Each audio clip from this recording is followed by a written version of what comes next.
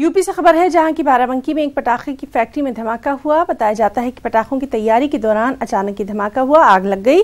धमाका इतना जोरदार था कि 2 मंजिला इमारत मुनहदिम हो गई। इस हादसे में 2 लोगों के मरने की भी इत्तला है। धमाके के बाद काफी दूर तक इसका मलबा फैल गया। पुलिस मामले की जांच कर रही है।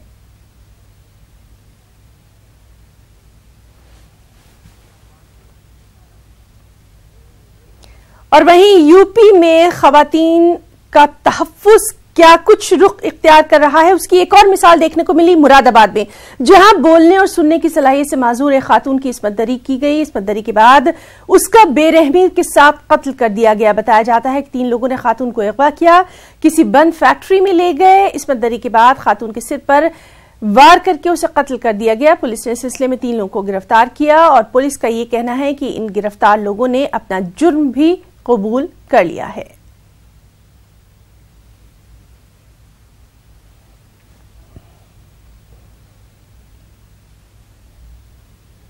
चलिए अब जरा सियासत की भी बात कर लें। बीजेपी मिशन 2019 की तैयारियों में जुट गई है। इस सिलसिले में वज़ीर-ए-आज़म नरेंद्र मोदी आज यूपी का दौरा करने वाले हैं। वज़ीर-ए-आज़म आज मगरबी यूपी के अरकान पार्लियामेंट से शाम 6 बजे से 8 बजे तक मुलाकात भी करेंगे और इसके बाद रात 8 से 10 बजे के दरमियान वस्ती उत्तर प्रदेश के अरकान पार्लियामेंट से भी मुलाकात करके तमाम सूरत हाल का जायजा लेंगे।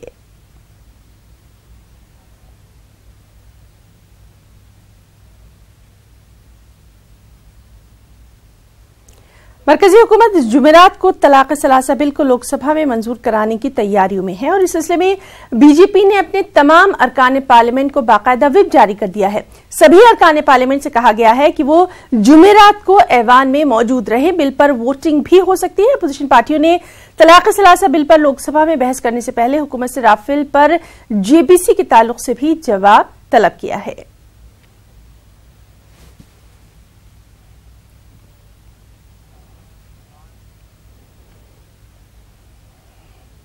लोकसभा एमपी और कांग्रेस लीडर रंजीत रंजन ने तलाक सलासा बिल पार्लियामेंट में पेश होने के पेश नजर अपना रद्दमल जाहिर किया। रंजीत रंजन ने खुले अल्फाज में इस बिल की तनकीद की है। आप महिला स्टैंडिंग की बात तो कर रहे हैं, उसको न्याय दिलाने की बात कर रहे हैं, लेकिन ये बहुत हड़बड़ी में लाया हुआ बिल है, उसमें बहुत खामियां हैं। अभी भी आपने ये तो दे दिया कि एफआईआर कोई और भी कर सकता है, लेकिन उसको मुआवजे का प्रावधान आपने नहीं किया, मजिस्ट्रेट पे आपने छोड़ दिया है। तो बहुत सारी चीजें हैं। एक्चुअली में ये बिल महिलाओं को मजबूती नहीं देता है।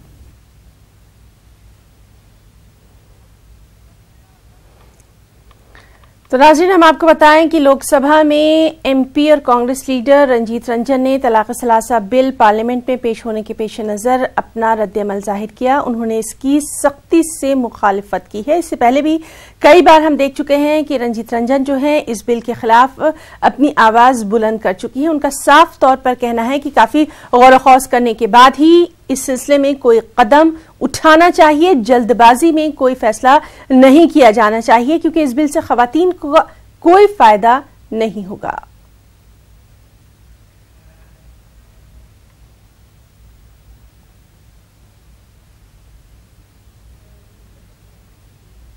तो वाजपेयी जी क्यों याद आए?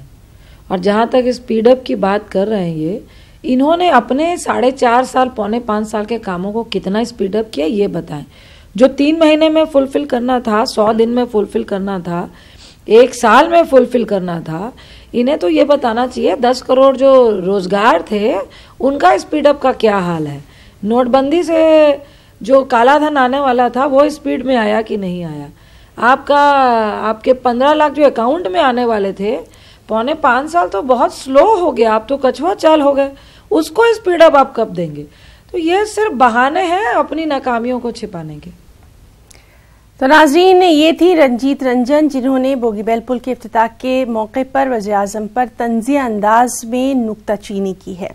चलिए आगे बढ़ेंगे। कांग्रेस लीडर शकील अहमद ने बोगीबील पुल के बारे में कहा कि बीजेपी के हुकूमत में आने से पहले का ये प्रोजेक्ट है। उनका कहना है कि जितने भी प्रोजेक्ट्स का इफ्तिताह वज़ीर-ए-आज़म मोदी ने किया वो सब के सब कांग्रेस के दौरे हुकूमत में शुरू किए गए थे।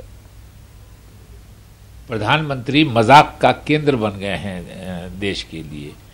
लोग हंसते हैं उनकी बातों पे। प्रधानमंत्री को एक काम सीधा सीधा कहना चाहिए कि 5 ऐसी योजनाएं जिनका उन्होंने शिलान्यास किया हो और 5 ऐसी योजनाएं जिनका उन्होंने ही उद्घाटन किया हो, इसका नाम देश को बता देना चाहिए। सारी योजनाएं हमारे समय की इस्तेमाल करके उसका उद्घाटन कर रहे हैं।